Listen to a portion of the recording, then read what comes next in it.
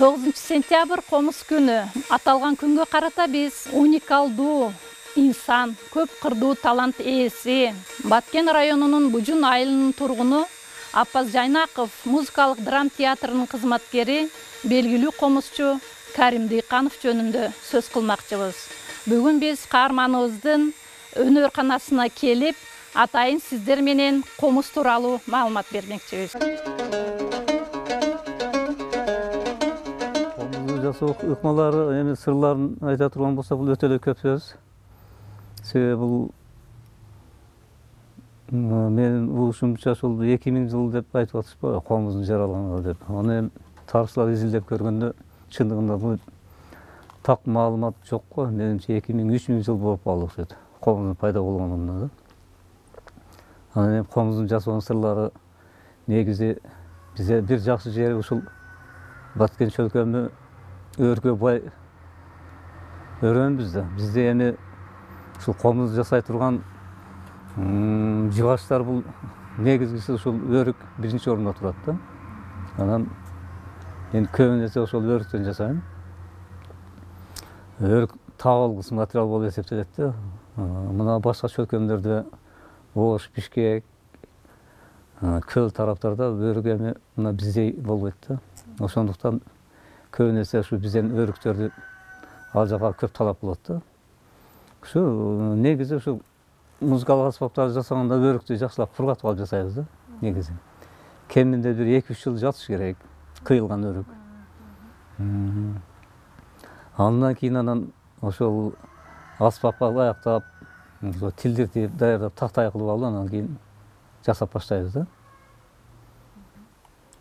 Ошол тактайды алып кургатып аласыздарбы же кандай кыласыздар? Ошол эми негизи өрүктү ошондой тактай кылып тилдиргенден кийин аны көлөкө жерде, шамал тийбеген, күн тийбеген жерде кургатабыз да. Ал эми негизи 2 жылда кургап калат деп айтыш кыйын. 2 жылдан кийин деле тактай кылып тилдиргенден кийин деле бир аз нымдуулук болушу мүмкүн. Ошондуктан мүмкүнчүлүк болсо койдун кылына көмөбүз. Ал кыкта дагы ошо 2 жыл өзүнчө жаткан болсо, кыкта дагы бир 5-6 ай жатса өтө жакшы материал чыгат деп ойлойм да. Анан жасалган музыкалык аспаптар өтө сапаттуу болот. Бир комузду даярдоо үчүн канча убакыт кетет эми? Эми бир комузду даярдоо үчүн менимче бир 15-20 күн кетет го дейм. Эгерде ошол өрүк жасала турган тактай даяр болсо да. Мен эми андай методдо иштебейм. Менин ыкмам ушундай. Бир сомдоп, ошол өрүктүн калыбын чыгарып даярдап алам эртерээк. Анан ошол боюнча кезектеп бир-бирден алып даярдай берем да. Бир отурганда бирөөнү жасабайм. 3-4 бирге алып кетем. Ошол эле учурда материалды ысыкка, сууга деле бышырам да, мындай айтканда. Ысыкты деле көрсөтөм, суукту деле көрсөтөм. Ошол учурда өрүктүн составындагы мындай айтканда адам баласындай да, адам деле кышындасы жазындасын дегендей, кышындасы кышка күнөбүз, жазындасы жазга күнөбүз. Ушундай кылып бышырганга аракет кылам да. Анан ушу бир айдын ичинде бир 4-5 жасап даярдап бүтүрө алам да ошондой. Комуздун кардарлары эми көп. Негизинен өзүн Баткенден, Баткен областы боюнча да. Сүлүктүү, Лейлек, Баткен, Кадамжай дегендей, Кылкыя. Андан нары ошол Ош областы, ошол тараптарга, Жалалатка чейин барат. Ал жагынан Бишкектен заказ болот, анча-мынча. Россиядан заказ кылышат, өзүбүздүн кыргыз боордоштор. Анан чет өлкөдөн деле болуп калат кээде.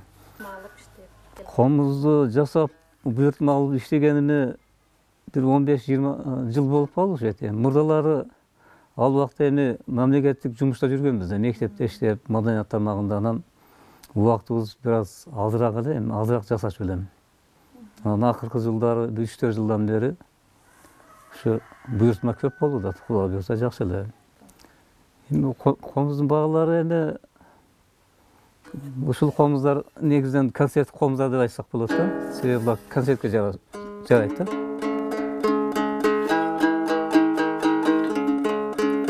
ушул комуздар эми Бишкекте, шаарларда өтө кымбат турат. 30 миңге чейин барат го. Мен эми андай эмес, эми элдин турмуш шартына карап эле мындай жакшы эле элге оор келбегиндей эле баалап жатам да. Мисалын айтканда бир 15 миң сомго чейин бааланат. Маданият тармагында мен эми мындай айтканда ал жактагы менин иштөө убактым азыраак өзү негизи да. Мындай айтканда бир жарым штатка иштеп жүрөм дагы. Андан бош учурумда келип ушул өнөр менен алектенем да. Эми комуз деген бул кыргыздын каны, кыргыздын жаны деп айтсак болот да. Себеби кыргызды комузсуз, боз үйсүз, калпаксыз, элечексиз элестетип болбойт да. Дүйнө жүзүнүн кайсы эле жеринде болбосун калпак кийген бирөөнү көрсөң кыргыз деп элестетебиз да. Ошондой эле комуз да бул кыргыздын жаны каны да. Бул комуз болбосо кыргыз элестетип болбойт да. Илгертеден бери ата бабаларыбыздан бери келе жаткан бул табигый маданий мурас деп айтсак болот. Мен өзүм маданият кызматкери болгондуктан анан негизи комуз жасоону өзүмчө ойлонуштуп жүргөн элем, ошо жасап көрсөк болот экен деп. Анан маданият тармагы менен эш аркак мектепте да иштеп жүрдүм. Ошол мектепте иштеп жүргөндө кол эмгектен сабак берген мугалимдер менен биргеликте көрбөйлү, аракет кылып көрбөйлү деп ошонун анан кызыгуу болуп кетти. Ошентип бирден экиден жасап отуруп анан колдон келишинче ошол аспапты жасоодогу кандай сырлары бар, кандай жасаш керек деген муктаждыктардын баарын эми аракет кылып жүрүп, дурус эле өздөштүрүп алдым ошойто. Азыркы учурда эми жакшы эле буйртмалар көп. Анан мурда кандай жасаган болсом, аларды азыр көрүп алып, кемчиликтерин таап турам да. Эми эсебини билбей калдым. Менимче бир 500ден ашуун болуп калды ошойт. 500ге барып калды го. Эми бир айда бир 4тен 5тен жасаганда деле дурус эле ошого барып калды деп ойлойм. Эми бул кол өнөрчүлүк боюнча менин үй бүлөмдөн кызыгуу болбоду. Эми балдарым, кыздарым негизи музыкага жакын. Комуз ойношот, гитарада ойношот. Анан уулум деле колу шыктуу, жөндөмдүү. Бирок мен жыгачка жакын болсом, ал эми темирге жакын болуп кетти. Ошо темир тармагында иштеп калды. Бирок айтсаң жасай берет. Негизи бир аз кээде жардам берип болот мага. Мен эми бул комуз жасоо, кол өнөрчүлүк деген бул кыргыз элинин бир маданий мурасы экен да. Мен ошо кызып калганымдан өкүнбөйм. Себеби бул жумуштан чарчап келген учуруңда же бекер бош отурган учуруңда бул өзүнчө бир хобби экен да. Бермек болот экен. Анан кыйла эс алып каласың кайра чарчаган орунда. Анан андан башка эми ушул кыйла жыл бир 30-35 жыл балдарга билген өнөрүмдү үйрөтүп жүрдүм. Комуздан сабак берип, кыл кыяктан берип жүрдүм. Анан негизги өнөрүм ушул эми маданият тармагында иштейм. Элдин алдына чыгып комуз ойноп берем, кыл кыяк ойноп берем. Ушундай да. Эми элдик аспаптардан тышкары эми ошол эми чопо-чоор ойноймун, ооз комуз, ошондой аспаптарды ойнойм. Кыргыз элдик аспаптарын көбүн эле аракет кылып ойноп жүрөм. Анан дүйнөлүк музыкалык аспаптардан фортепианодан ойнойм. Эми өтө жеткиликтүү болбосо деле бир аз ойнойм да. Андан тышкары эми прима кыяк деп коет, ал эми скрипканын атасы деп койсо болот да. Ошо өзү негизги менин кесибим ошо прима кыякты окугам 4 жыл. Ошондой. Ушул өнөрдү аркалап жүрүп, эми көптөгөн райондук, областтык, алтысын эми республикалык кароо сынактарга деле катышып жүрдүм, маданий иш-чараларга катышып жүрдүм. көчмөндөр оюнуна канча жолу болгон болсо ошол баарына барып катышып өнөрүмдү көрсөтүп жүрдүм. Анан эми мактанышка туура келип калат окшойт. Кылгый аспап боюнча республикада эл ичи өнөр кенчи деген кароо сынакта ушу баш байбегени алдым. Акчалай сыйлыктар менен да. Кайсы жылдар алдыңыз? Ошол 14-15 жылдар болсо керек, унутуп калдым. Маданият тармагында эми жүргөндөн Союздун учурунда ошол окуу жайды бүтүрүп келип иштеп жүрдүм. Анан эми ал убакта эми кызык нерселер көп эле болгон эми. Агит бригада деп коет эле. Алар менен эми Токташка барып, чабандарга барып концерт коюшуп элек. Ошондой учурлар дагы болду. Маданият тармагында кыйла жылдан бери иштеп атам. Эми өзүңөр деле билесиңер, айлык маяна аяк биягы эми өтө төмөн эле. Мына 2-3 жылдан бери айлыгыбызды көтөрүп койду. Президентибизге чоң рахмат деп айтсак болот. Маданият тармагына, билим берүү тармагына баарына көңүл бөлүнүп атат. Азыр мен иштеп жаткан драма театрында көптөгөн бир жылыштар болуп атат да. Жаңылануулар болуп атат. Мына Кыргызстанда азыр баары эле билип калышты, Уста Шакирт деген салттуу музыкалык борбор ачылган да. Ошол салттуу музыкалык борбору менен мен кызматташып жүрдүм. Ошол башта Баткен областына келгенде аракет кылып, ушу Баткенде көптөгөн мектептерге аракет кылдык ачканга. Эми бул музыка борборунун максаты эле ошол кыргыз баласы ошол жаш жайынан баштап ушул элдик аспаптар менен тааныш болсо деген максатта ачылган да. Ошону Баткенде биз Баткен областык гимназия мектебине, анан Владимир Ильич Ленин атындагы мектептерге аракет кылып баштык.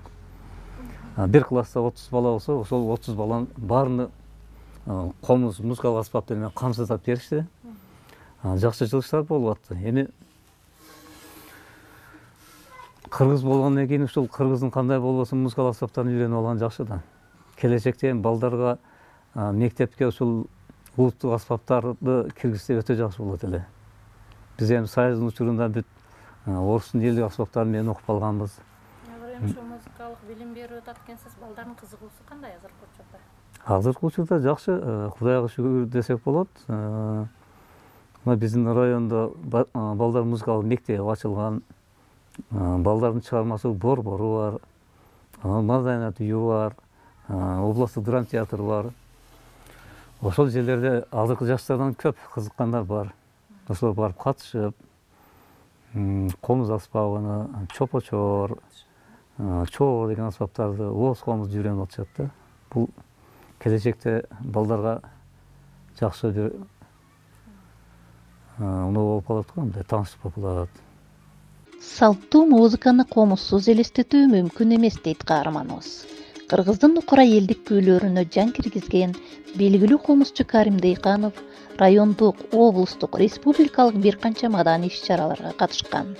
Ал тургай 3 жолку көчмөндөр оюндарына да катышып, байгелүү орундарга да ээ болгон.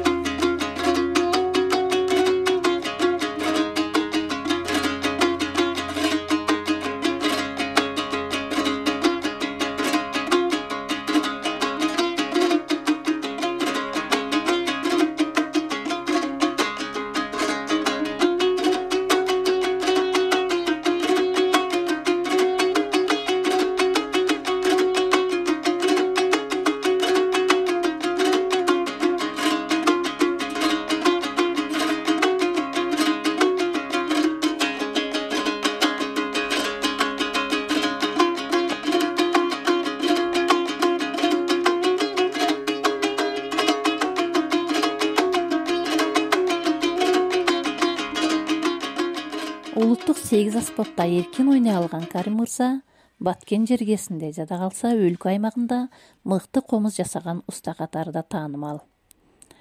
Күз жана кыш мезгилдеринде комузчу өзүнүн чакан устаканасында комуз жасаса, ал эми аптаптуу күндүн ыстыгында өзүнүн чакан короосунда көлөкө издеп салкын жерде жасаганга аракет кылат. Бул жери менин өнөр ушул жер, устаканам. Анан ушул жерде ушул музыкалык аспаптарды күн суутуп калган учурда ушул жерде жумуш кылам. Мындай кылып, баягы айтып өткөндөй, ушунун баардыгы өрүктөрдү сомдоп койгом да, ушул комуздун ошол бул жерде кылкыяктар турат. Ошолордун макетин чыгарып дегендей төлө менен сөлөкөсүн чыгарып даярдап коем дагы, анан бул ушул жерде туруп кургай берет. Мисалы 2 жыл ал жакта жаткан болсо, андан кийин деле ушул жерде ичин оюп коем, мындай кылып кургап турат да. Анан ушул жерден бирден экиден алып чыгып жасай берем. Булар болсо эми реставрацияга келген комуз. Муну болсо бала комуз деп койсок болот. Ошондой да болобу? Бул эми бала комуз. Анан реставрациядан келет. Көрсөтүп берейин, мындай комуздар келип калат реставрацияга. Булар эми капкагы сынып калган, жарасыз болуп калган комуздарды ушулардан кайрадан жасап берем да. Анан бул Буларды өзүңүз жасайсызбы? Кылкыяктар. кылкыякты эле жасайм. Анан мунулар реставрацияга келген кылкыяктар аркыларды өзүм жасап атам да.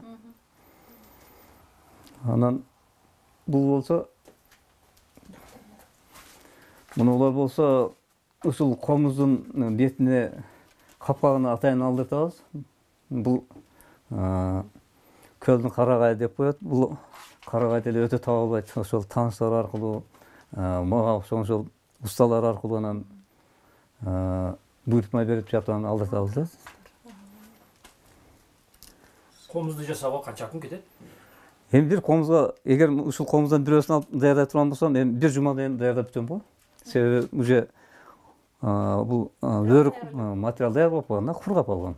1 жуманын ичинде аракет кылып бүтүрсө болот да. Демек сиз жалаң гана өрүктөн жасайт экенсиз да? Жалаң эле өрүктөн. Эми биз эми Кудайга шүгүр өрүгүбүз көп дагы. Өрүктөр өзүнөн чыгат. Өргөзүздө чыгат. Анан кээде ушундай өрүктөрдү кыйып туруп, отун кылып майдалап ташлаганда кайып алабыз эми мындай. Ичибиз ачып. Анан шаардагы ошол асфальт жасаган усталар менен байланышып, алып алгыла бир эле отун болуп атат деп, ушундай сунуш кылган учурларым болуп калат да. Ошол кесиптештериңиз менен байланышта иштейсизби? Ооба, мен мисалы Баткенден ушул өрүксү таап туруп Бишкекке жөнөтсөм, алар мага ушундай карагайларды, көлдүн карагайын таап беришет да. Ушундай кызматташып турабыз. Ооба. 2023 жылдын 9 сентябрында комуз күнү белгиленет. Быйылкы майрам Залкар комузчу Карамолдо Орозовдун 140 жылдык мааракесине арналат.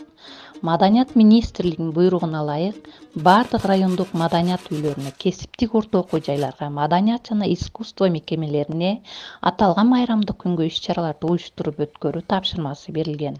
Эскерте кетсек, комуз күнү 2019 жылдан бери салтанаттуу белгиленип келет.